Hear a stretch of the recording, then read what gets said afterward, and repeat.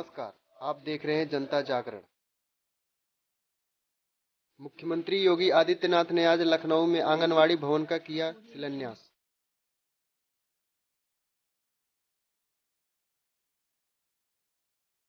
मुख्यमंत्री ने आज आंगनवाड़ी एवं सहायिका कार्यकर्त्रियों को सम्मानित किया।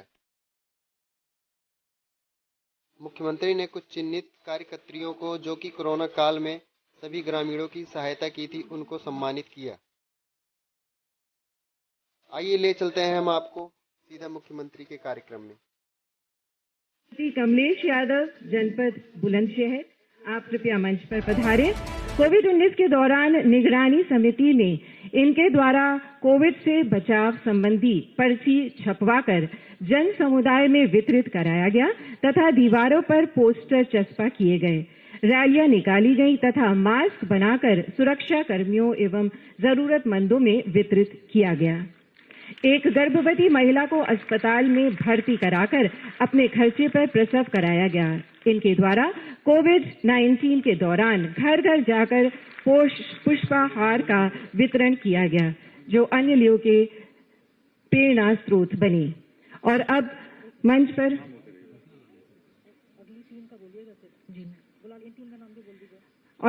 आमंत्रित करना चाहूंगी मंच पर आंगनबाड़ी कार्यकर्त्री नूरजहां, जनपद बहराइच, आंगनबाड़ी कार्यकर्त्री सरोजनी देवी, जनपद सीतापुर, और आंगनबाड़ी कार्यकर्त्री संध्या सिंह, जनपद देवरिया।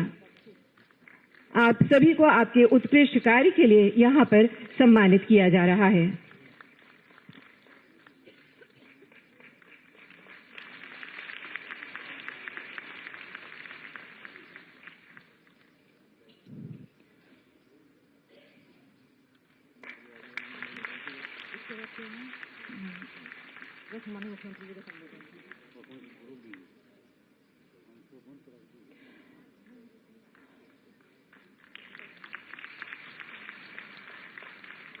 जोरदार तालियों से अभिवादन कीजिए इन सभी आंगनबाड़ी कार्यकर्त्रियों का, जिन्होंने उत्कृष्ट कार्य से अपनी एक पहचान बनाई और सबके लिए आप सब प्रेरणा स्रोत बने।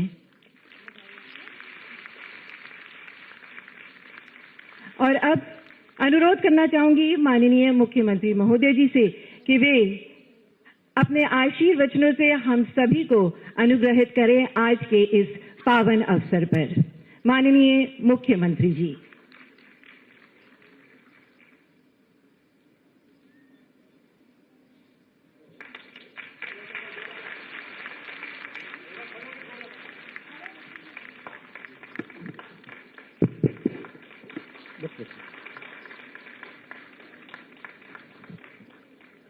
आज के इस कार्यक्रम में उपस्थित प्रदेश सरकार में मेरे वरिष्ठ सहयोगी, वित्त और संसदीय कार्य विभाग के मंत्री श्री सुरेश कुमार खन्ना जी, महिला एवं बाल विकास विभाग की मंत्री श्रीमती स्वाति सिंह जी, प्रदेश के मुख्य सचिव श्री दुर्गा शंकर मिश्रा जी, अपर मुख्य सचिव सूचना श्री नवनीत सहगल जी, प्रमुख सचिव बाल विकास एवं पुष्टाहार श्रीमती अनीता मिश्राम जी, विभाग के सभी अधिकारीगण, और आज के इस कार्यक्रम में यहाँ लखनऊ में उपस्थित सभी आंगनबाड़ी बहनें और प्रदेश के विभिन्न जनपदों में आयोजित होने वाले कार्यक्रमों में उपस्थित मेरे सभी सहयोगी मंत्रीगण, जनप्रतिनिधिगण और सभी जनपद मुख्यालयों में भी उपस्थित आंगनबाड़ी से जुड़ी हुई सभी बहनें, उपस्थित भाइयों बहनों, आज के इस आंगनबाड़ी कार्यकर्त्री एवं सहायिका सम्मेलन में मैं आप सब का हृदय से स्वागत करता हूं। स्वागत मैं आप सबका इस बात को लेकर करता हूं कि जिस आंगनबाड़ी को और आंगनबाड़ी कार्यकर्त्री और सहायिका को 2017 के पहले माना जाता था कि ये लोग कुछ नहीं करते, जिन्होंने शासन की अपेक्षा के अनुरूप आपकी सेवाओं को बेहतर तरीके से लागू करने में अपनी विफलता का ठिकरा आप सबके ऊपर फोड़ने का कार्य किया। आज वही आंगनबाड़ी कार्यकर्त्री अपनी कार्य कुशलता और उत्तर प्रदेश को एक स्वस्थ और समृद्ध उत्तर प्रदेश बनाने में अपना योगदान दे रहे हैं। तो सबसे पहले तो इस बात के लिए मैं आप सबका हृदय से अभिनंदन करता हूं। दूसरा, कोरोना कालखंड के दौरान आप सबने बेहतरीन प्रदर्शन करने का कार्य किया। मुझे याद है जब पहले लॉकडाउन प्रारंभ हुआ, उसके बाद जब ये बात सामने आई कि कोरोना की पहली लहर आ रही है, तो पोषाहार की कार्रवाई को घर घर पहुंचाने के लिए योगदान देना है। उस समय आपने अपनी कार्रवाई को आगे बढ़ाया, लेकिन पहले चरण में एक औपचारिक रूप से हम लोगों ने निगरानी समिति बनाई थी जो घर घर जाकर के स्क्रीनिंग का कार्य करती थी। और उस समय हम लोगों ने ग्राम प्रधान के चुनाव नहीं हो पाए थे, इसलिए आंगनबाड़ी, आशा वर्कर और एएनएम को मिलाकर के राजस्व के कर्मियों के साथ, पंचायती राज विभाग के कर्मियों के साथ जोड़ करके और एक व्यवस्था बनाई थी कि लोग प्रवासी कामगार और श्रमिक जो घर घर आ रहे हैं, इनकी स्क्रीनिंग करेंगे और आवश्यकता पड़ने पर इनको टीकाकरण से जोड़ने का कार्य भी करेंगे। उस समय हम लोगों ने देखा कि इस कार्यक्रम को आगे बढ़ाने में हमें पहली लहर को समय के पहले आने से ही रोकने में मदद मिली।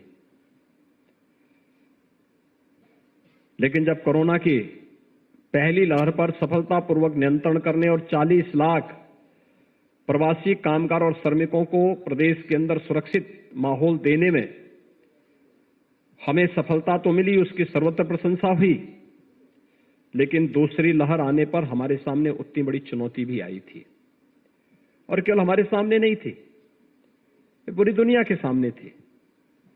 लेकिन उत्तर प्रदेश ज्यादा टारगेट हुआ था, क्योंकि सबसे बड़ी आबादी का प्रदेश है। तो लोग ये मानते थे कि उत्तर प्रदेश पूरी तरह फेल हो जाएगा। और तब मैंने फिर इन निगरानी समितियों को ही सक्रिय किया था। और मैंने कहा था निगरानी समिति जिसमें आंगनबाड़ी, आशा, एएनएम, ये सभी मिलकर के ग्रामीण क्षेत्र में ग्राम प्रधान के नेतृत्व में, शहरी क्षेत्र में पार्षद के नेतृत्व में ये लोग डोर टू डोर जाएंगे, स्क्रीनिंग का कार्य करेंगे, हर संदिग्ध व्यक्ति को मेडिसिन किट उपलब्ध करवाएंगे और मेडिसिन किट उपलब्ध करवाने के बाद फिर इनके द्वारा वहां पर मेडिसिन किट के बाद अगर कोई संदिग्ध व्यक्ति मिलता है तो संदिग्ध व्यक्ति को वहीं पर मेडिसिन दे करके अगले 24 घंटे के अंदर उनकी टेस्टिंग करने का कार्य भी करेंगे। लक्षण होंगे तो हॉस्पिटल में, लक्षण नहीं होंगे तो घर में सुरक्षित माहौल में उसे देना और निरंतर उसकी समीक्षा करना। उत्तर प्रदेश ने कोविड प्रबंधन में जैसे हमारे देश ने पूरी दुनिया में सबसे अच्छी सफलता प्राप्त की प्रधानमंत्री मोदी जी के नेतृत्व में, तो उत्तर प्रदेश में अपने सभी हेल्थ वर्कर्स, चिकित्सक, कोरोना वॉरियर्स और आप जितने भी फ्रंट लाइनर थे जिन्होंने पहली पंक्ति पे जाकर के इस सदी की सबसे बड़ी महामारी में देश के अंदर सबसे अच्छा कोरोना प्रबंधन का उदाहरण प्रस्तुत किया। ऐसे आंगनबाड़ी, आशा और एएनएम का मैं प्रदेश शासन की ओर से और प्रदेश की जनता की ओर से हृदय से अभिनंदन भी करता हूं। आज का कार्यक्रम हम सबके लिए इसलिए महत्वपूर्ण है, मैं आज जब यहां बोल रहा हूं मेरे लिए इसलिए महत्वपूर्ण है, मैं देख रहा था कल दुनिया के अंदर जो पहला कोरोना का टीका बना, उनमें से एक फाइजर की वैक्सीन के जो जन्मदाता हैं डॉक्टर मेलोन, ये अमेरिका में है और इन्होंने अमेरिका से इस बारे में कहा है कि हमने तो टीका भले ही बनाया है, लेकिन हमें इस बात को देखना होगा कि अमेरिका की ही तर्ज पर सबसे बड़ी आबादी का कोई राज्य है तो वह राज्य है उत्तर प्रदेश। उत्तर प्रदेश ने कोरोना प्रबंधन कैसे सबसे अच्छा किया है, इस पर शोध किया जाना चाहिए, अध्ययन इसका किया जाना चाहिए। और मैं कह सकता हूं कि उनको अध्ययन करना है तो अध्ययन करने के लिए उनको उत्तर प्रदेश की निगरानी समितियों की कार्य पद्धति को देखना पड़ेगा, क्योंकि जिन्होंने स्वयं के जीवन की परवाह किए बगैर, जो प्रधानमंत्री जी ने मंत्र दिया था कि जीवन को भी बचाना है और जीविका को भी बचाना है, उस कार्यक्रम को सफलतापूर्वक प्रदेश के अंदर लागू करने में अपना योगदान दिया। क्योंकि पहले तो स्वयं बचना है और फिर दूसरों को भी बचाना है। अगर व्यक्ति स्वयं ही सुरक्षित नहीं है तो दूसरों को क्या सुरक्षित करेगा, क्योंकि कोरोना में तो संक्रमण बहुत तीव्र है। अगर एक व्यक्ति उसकी चपेट में आ गया तो वह अगर संक्रमित होने के बाद अगर बीमारी को छुपा रहा है तो न जाने कितने अन्य लोगों को, जितने लोगों के संपर्क में आएगा सभी लोग उसकी चपेट में आएंगे। लेकिन स्वयं का बचाव करते हुए दूसरों को बचाने का जो कार्य हुआ है वह अद्भुत हुआ है, अभिनंदनीय हुआ है। और उत्तर प्रदेश के कोविड प्रबंधन को न केवल नीति आयोग ने, आदरणीय प्रधानमंत्री जी ने, बल्कि दुनिया के तमाम देशों ने भी और WHO ने भी उत्तर प्रदेश के कोरोना प्रबंधन की सराहना की है। तो इसके पीछे आप जैसे वे लाखों कोरोना वॉरियर्स हैं जिन्होंने स्वयं के जीवन को बचाते हुए, स्वयं के परिवार को बचाते हुए 25 करोड़ की आबादी के उत्तर प्रदेश को कोरोना से पूरी तरह बचाने में अपना योगदान दिया। इसलिए भी मैं आपका इस अवसर पर अभिनंदन करता हूं। प्रदेश के अंदर वास्तव में जो पोषाहार है, 2017 के पहले ज्यादातर से शिकायत आती थी कि ये बहुत खराब क्वालिटी का है या वितरित नहीं होता है, या फिर तमाम प्रश्न उस पर खड़े होते थे। बोला जाता था कि ये आंगनबाड़ी में न जाकर के ये कहीं ब्लॉक में बिक जाता है, पशुओं को चारा खिलाने के रूप में इसका उपयोग किया जाता है। परिणाम क्या था? देश की सबसे बड़ी आबादी का राज्य है, इसका असर मातृ मृत्यु दर, शिशु मृत्यु दर पर भी देखने को मिलता था। प्रदेश में जब कुपोषित मां होगी तो स्वाभाविक रूप से वो कुपोषित मां बीमारियों की चपेट में आएगी, असमय काल कलवित होगी। यही होता था। कुपोषित बच्चा होगा तो वह कुपोषित बच्चा बीमारियों की चपेट में भी आएगा और समय काल कलवित होगा। हमने पूर्वी उत्तर प्रदेश में देखा है मस्तिष्क ज्वर से कैसे मौतें होती थी, बड़े पैमाने पे मौतें होती थी। हर वर्ष 1500 से 2000 बच्चों की मौत होती थी। व्यवस्था मौन बनी रहती थी, मूक बनी रहती थी। लेकिन जब प्रदेश सरकार ने अंतर्विभागीय समन्वय और भारत सरकार के माध्यम से आने वाली योजनाओं को बेहतर प्रबंधन किया, आज मस्तिष्क ज्वर को हम लोग पूरी तरह समाप्त करने में हमें सफलता प्राप्त हुई है। पूर्वी उत्तर प्रदेश मस्तिष्क ज्वर से अब मुक्त हो चुका है। जो कार्य 40 वर्षों में नहीं हो पाया, वह कार्य हमारी सरकार ने, मैं कह सकता हूं, हमारी सरकार ने मात्र 4 वर्ष में किया। वो बच्चे कोई भी रहे हों, लेकिन वह प्रदेश की अमानत थी, क्योंकि वह किसी गरीब, किसी दलित, किसी अल्पसंख्यक परिवार का बच्चा नहीं, वो प्रदेश का बच्चा था। लेकिन उस प्रदेश के बच्चे के बारे में पिछली सरकारें नहीं सोचती थी। हमने सोचा, हमने संवेदना दिखाई, मोदी जी ने संवेदना दिखाई। आज वे सभी बच्चे पूर्वी उत्तर प्रदेश में सुरक्षित हैं और मस्तिष्क ज्वर जैसी बीमारी पूरी तरह समाप्त हो गई। हमारे पास पहला अनुभव मस्तिष्क ज्वर को पूरी तरह समाप्त करने का था और वही प्रबंधन हम लोगों ने कोरोना में भी लागू किया, तो वह भी सफलतापूर्वक आगे बढ़ा। और सफलतापूर्वक उसको आगे बढ़ाने के बाद हम लोगों ने फिर प्रदेश में अंदर पोषाहार की क्वालिटी को भी आगे ठीक करने का काम किया। और उत्तर प्रदेश संभवतः देश का पहला राज्य है जिसने पोषाहार की व्यवस्था महिला स्वयंसेवी समूह को दे करके, आंगनबाड़ी के साथ उनका संबंध जोड़ करके और उन्हें इतना सशक्त बना दिया है कि अब हर गांव में ही, हर जिले में ही ये पोषाहार बनेगा और जिले में ही वितरित होगा, समय पे वितरित होगा। इसकी क्वालिटी की जांच होगी और ये क्वालिटी की जांच होने के साथ ही मातृ मृत्यु दर और शिशु मृत्यु दर को भी कमजोर यानी कम करने, नेशनल एवरेज के समान लाने में हमें सफलता प्राप्त हो रही है। काफी पिछले 4 वर्ष के जो आंकड़े हैं ये बहुत अच्छा उदाहरण प्रस्तुत करते हैं। लेकिन साथ साथ हम लोगों ने प्रदेश के अंदर इसके माध्यम से प्रदेश की जो छवि पर असर पड़ता था उसको भी सुधारने में हमने काफी मदद की, हमें मदद मिली है। और आज जब हम लोग इस अवसर पर यहां पर आए हैं, मुझे बताते हुए प्रसन्नता है, आज यहां पर कई आंगनबाड़ी केंद्रों के स्वयं के भवन भी बने हैं।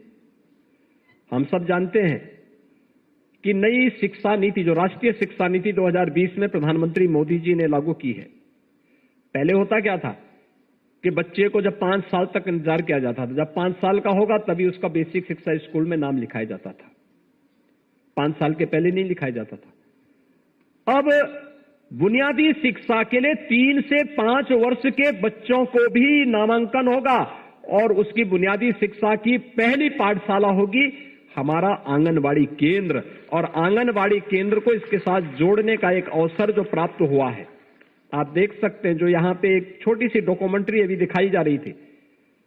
आंगनबाड़ी जाती है, गांव में देखती है, गांव में देखती है कि मैं 34 साल मुझे कार्य करते हुए हो गए, लेकिन मेरी उपलब्धि क्या है।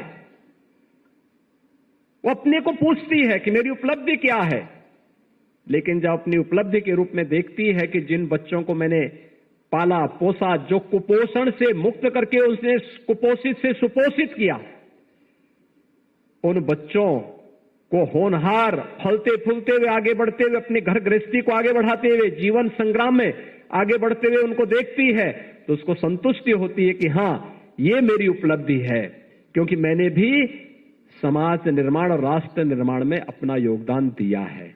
और समाज निर्माण और राष्ट्र निर्माण में यही आपकी भूमिका है, जिस भूमिका के लिए आपको लोग इतना सम्मान देने का कार्य कर रहे हैं। देखिए, जो कार्य करेगा उसको सम्मान मिलेगा, जो केवल एक तरफा बोलेगा, करेगा कुछ नहीं, उसको समाज कभी सम्मान नहीं देगा, कभी नहीं देगा। आप देखे होंगे 2017 के पहले आपके प्रति समाज का नजरिया क्या था और 2017 के बाद वो नजरिया बदलने में कितनी मदद मिली है। जब भी मेरे पास आंगनबाड़ी से जुड़े हुए, यूनियन से जुड़े हुए पदाधिकारी आते थे, क्योंकि मैं मिलता था, मैं उनसे मिल लेता था। मुझे बहुत बार बोलते थे लोग, अरे साहब आप आंगनबाड़ी के नेताओं से मिलते हैं। तो मैंने कहा प्रदेश के नागरिक हैं वो, उनको भी अपनी बात कहने का अधिकार होना चाहिए, मुझे उनकी बात सुननी चाहिए। मैं विभाग के साथ फिर संवाद बना करके बोलूंगा कि भाई इनकी समस्या का समाधान होना चाहिए। और मैं इस बात के लिए आपको धन्यवाद दूंगा कि 2018 के बाद आप लोग किसी भी आंदोलन के साथ नहीं जुड़े, नहीं तो उससे पहले रोज धरना, प्रदर्शन, झंडा, डंडा, यही सब एक आपकी पहचान बन चुकी थी। लेकिन 2017 के 18 के बाद मैंने देखा कितना परिवर्तन हुआ। और उसका परिणाम अभी मैं देख रहा था, भारत सरकार के जो स्वास्थ्य इंडेक्स निकले, उसके जो आंकड़े निकले हैं, उत्तर प्रदेश की रैंकिंग में बहुत सुधार हुआ है, काफी सुधार हुआ है। सुधार का कारण लोगों ने मुझसे पूछा, तो मैंने कहा भी देखिए, इसमें आंगनबाड़ी का भी योगदान है, आशा वर्कर का भी योगदान है, एएनएम का भी योगदान है, और ये तीनों मिलकर के अपनी अपनी भूमिका का जब ईमानदारी पूर्वक निर्वहन करने लग गए हैं, तो हम मातृ मृत्यु दर को भी नियंत्रित करने में, शिशु मृत्यु दर को भी नियंत्रित करने में हमें सफलता प्राप्त हुई है। और भी अन्य जो स्वास्थ्य के सूचकांक हैं, इन सबको हम लोग नियंत्रित करने में हमें सफलता प्राप्त हो रही है। आज मैं कह सकता हूं, कोरोना कालखंड में आपने, चाहे वह कुपोषित बच्चों का पोषाहार हो, धात्री महिलाओं माताओं का पोषाहार हो, या किशोरी कन्याओं का पोषाहार हो, उन तक पहुंचाने में अपना योगदान दिया है। लेकिन लगातार उसमें कुछ न कुछ सुधार भी किया, और इस दौरान प्रदेश के अंदर स्मार्टफोन वितरित भी हुए, और स्मार्टफोन से आप भी अपने आप को बता सकते हैं कि मैं कहां पर क्या कार्य कर रही हूं। अब जो अलग अलग रजिस्टर भरने की एक प्रक्रिया थी, तमाम प्रकार की औपचारिकताएं थी, मोदी जी जिस बात को लेकर कहते हैं कि तकनीक का उपयोग हमारे जीवन को और भी सरल कर सकता है, और उस तकनीक ने आपके कार्य को और भी सरल किया है और आपके सम्मान में अभिवृद्धि भी की है। और आज उन्हीं सब बातों को लेकर के पिछले दिनों हम लोगों ने स्मार्टफोन वितरण के कार्यक्रम को यहां पे आगे बढ़ाया। ग्रोथ मॉनिटरिंग डिवाइस का वितरण भी यहां पर किया था, और उस समय हम लोगों ने तमाम अन्य प्रकार के कार्यक्रमों को यहां पर जोड़ा था, जिसमें प्रदेश के अंदर आंगनबाड़ी केंद्रों में लगभग 5.5 लाख, जिसमें हम लोगों ने ग्रोथ मॉनिटरिंग डिवाइस, जिसमें स्टेडियोमीटर, इन्फेंट वेइंग स्केल और इन्फेंटोमीटर, इन सबको उपलब्ध कराने में भी मदद ली। और हम आभारी हैं प्रदेश की अपनी राज्यपाल महोदया का। आंगनबाड़ी के साथ उनका विशेष लगाव है।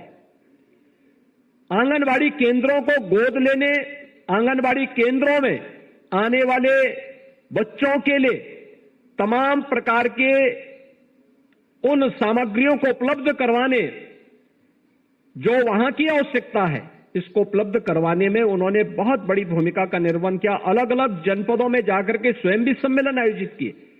आंगनबाड़ियों के साथ जब राज्यपाल महोदया का सीधे संवाद होता है, तो ये संवाद आप सबके सम्मान को और भी आगे बढ़ाने का कार्य करता है। और वही संवाद की भाषा 2018 में हम लोगों ने निभाई थी। संवाद एक लोकतंत्र की ताकत है, और लोकतंत्र की इस ताकत का इस्तेमाल, क्योंकि संवाद से बड़ी बड़ी समस्याओं का समाधान हो सकता है, और हम लोगों ने भी इसी समस्या का समाधान संवाद के माध्यम से किया है। आज मुझे प्रसन्नता है कि अधिकतर आंगनबाड़ी केंद्रों के अपने भवन बन चुके हैं। कुछ के आज शिलान्यास हो रहे हैं, कुछ के लोकार्पण भी हुए हैं। और हमारा प्रयास होना चाहिए कि राष्ट्रीय शिक्षा नीति 2022 में लागू होनी है। 2022 में लागू होने तक हमारा प्रयास होना चाहिए कि प्रदेश की सभी आंगनबाड़ी केंद्रों के अपने अपने भवन बनकर के तैयार हो जाएं, और हम भी उसके लिए अपने आप को तैयार कर सकें, क्योंकि यह एक परिवार का मामला नहीं, ये समाज और राष्ट्र निर्माण की उस प्रवर्तमान अभियान के साथ आप सब भी अपनी भूमिका को उसके साथ ढूंढ सकते हैं। कुछ आंगनबाड़ी आज कार्य प्रारंभ कर रही होंगी, कुछ ने 2 साल, कुछ ने 5 साल, कुछ ने 10 साल, कुछ ने 15 साल, कुछ ने 20 वर्ष तक काम किया होगा। लेकिन जब आप अपने क्षेत्र में कार्य करती होंगे, उस समय आप जब कभी अपना मूल्यांकन करते होंगे, तो उस समय आप भी देख सकती हैं कि कौन बच्चे कुपोषित थे, कौन ऐसी धात्री मां है जो कुपोषित थी, कौन किशोरी एनेमिक थी, और आपने कैसे प्रयास करके उन्हें सामान्य श्रेणी में लाने में सफलता प्राप्त की। यह आपकी सफलता है। और फिर जब आप उसके अनुसार अपना मूल्यांकन करती हैं, अब तो आपके पास स्मार्टफोन भी आ गया है। स्मार्टफोन से उनकी फोटो लेकर के अगर आप अपने पास रखेंगे, आपके पास एक डाटा बनेगा। और कभी कोई आपसे पूछे कि आखिर आपने क्या किया है, क्या आपकी प्रोग्रेस है, क्या आपने प्रगति की है, तब उस समय अपना स्मार्टफोन निकाल करके उनको बताइए कि ये है मेरा डाटा। अगर आपको देखना है ये बच्चा आज से 1 वर्ष पहले ऐसा था, 1 वर्ष के बाद उस बच्चे की स्थिति ये हुई है, ये बच्चा 10 साल पहले ऐसा था, आज वो इस रूप में खेलते कूदते हुए आज उस बच्चे को देख सकते हैं। ये प्रगति एक परिवार की नहीं होती, एक बच्चे की ही नहीं होती, एक परिवार की ही नहीं होती है, ये समाज की प्रगति को भी इंगित करता है, समाज भी उसके साथ जुड़ता है। अगर समाज का एक तबका कमजोर होगा तो समाज कभी सर्वांगीण विकास की परिकल्पना को साकार नहीं कर सकता। ये जो केंद्र सरकार और राज्य सरकार मिलकर के इस पूरे अभियान के साथ जुड़ती है, हम लोगों ने जो कुपोषित परिवारों को एक एक गाय देने की जो प्रक्रिया प्रारंभ की, इसलिए जिससे हम कुपोषण के खिलाफ देश की लड़ाई को आगे बढ़ा करके अपने राज्य की रैंकिंग को और अच्छा कर सकें और सुधार सकें, और उस प्रक्रिया के साथ आप सब जुड़ सकें।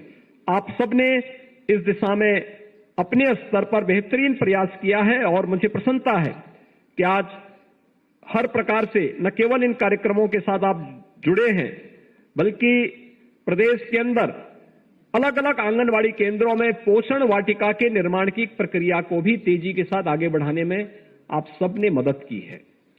मुझे कई जनपदों में, ग्रामीण क्षेत्र में आंगनवाड़ी केंद्रों का निरीक्षण करने का अवसर प्राप्त हुआ था और उस दौरान मैं देखता था कुछ न कुछ रचनात्मक गतिविधियां आज चल रही हैं, और मुझे लगता है कि अपनी रचनात्मक गतिविधियों को आगे बढ़ाने का कार्य आप लोग इसी प्रकार से करेंगे तो उसका लाभ भी हम सबको प्राप्त होगा, समाज को प्राप्त होगा। आज मुझे यहां पर बताते हुए प्रसन्नता है कि प्रदेश सरकार और केंद्र सरकार ने मिलकर के प्रदेश के अंदर जो कुल 3,06,829 आंगनबाड़ी कार्यकर्त्री, मिनी आंगनबाड़ी और सहायिकाएं हैं, इन सभी की दृष्टि से हम लोग अगर देखेंगे तो इससे पहले इन सभी को जो मानदेय वर्तमान में मिलता है, ये प्रतिमा आंगनबाड़ी कार्यकर्त्री को 5,500, मिनी आंगनबाड़ी को 4,250 और सहायिका को 2,750 प्राप्त होता है।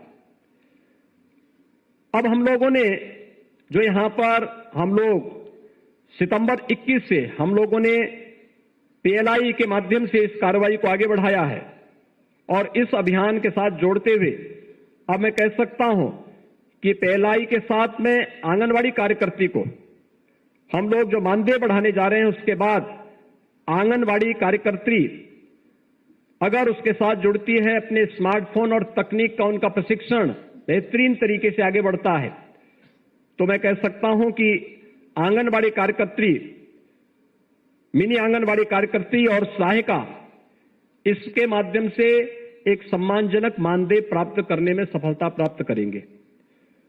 स्मार्टफोन और तकनीक के साथ जोड़ने की जो कार्रवाई है, ये उसी का हिस्सा है और उसी क्रम में सबसे पहले इसमें जो हम लोग कोविड के दौरान जो कार्य आप लोगों ने किया है, कोरोना कालखंड के दौरान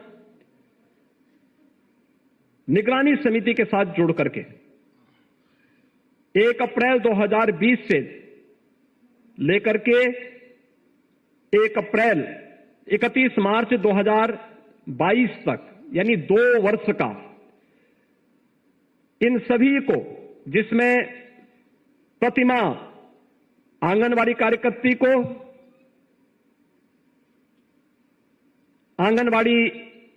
मिनी आंगनवाड़ी कार्यकर्ती को हम लोग उस दौरान का निगरानी समिति के साथ यानी 31 मार्च 22 तक के लिए उन्हें 500 रुपये प्रतिमाह उन्हें अतिरिक्त प्रोत्साहन राशि उपलब्ध करवा रहे हैं और साथ ही साथ जो सहायिकाएं हैं उनको 250 रुपये प्रतिमाह एक तो उनको प्रोत्साहन राशि उपलब्ध करवा रहे हैं, क्योंकि उन्होंने उस दौरान निगरानी समिति के साथ मिलकर के अपने कार्य